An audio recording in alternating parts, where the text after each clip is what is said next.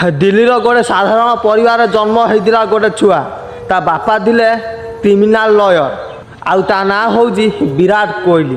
बापा थिले criminal lawyer किंतु पुअर मन थिला क्रिकेट खेल रे। विराट कोहली मन छोट बेलू क्रिकेट रे ही फोकस थिला आउ कोडी फोकस नथिला।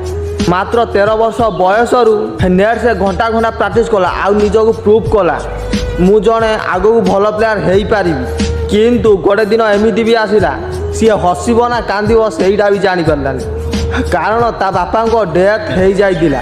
डेथ हबार खबर शुणी बहुत कांदिला बहुत दुख प्रकाश करतिला। किंतु ता परदिन तार मैच थिला सी मैच खेलिबो ना बापा को अंतिम संस्कार करिवो।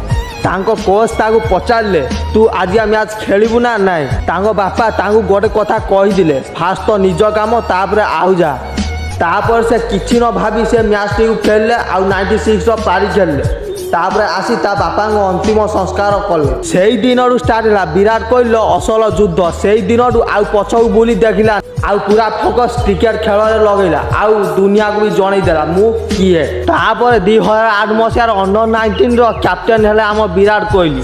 तांको कैप्टेनसी रे अंडर-19 इंडिया टीम को भी वर्ल्ड कप जीते देले। तापर एंट्री हैला सीनियर इंडिया टीम रे आम विराट कोहली। तापर आम विराट कोहली एमती प्रदर्शन कले एबे इंडिया टीम को देखिले समस्ते डरती। एबे इंडिया टीम रो बेस्ट प्लेयर विराट कोहली नुह पूरा वर्ल्ड क्रिकेट रो बेस्ट प्लेयर होउचंती आम विराट कोहली। एबे एमती को ट्रॉफी नाई जोटा कि आम विराट कोहली पाखर नाई।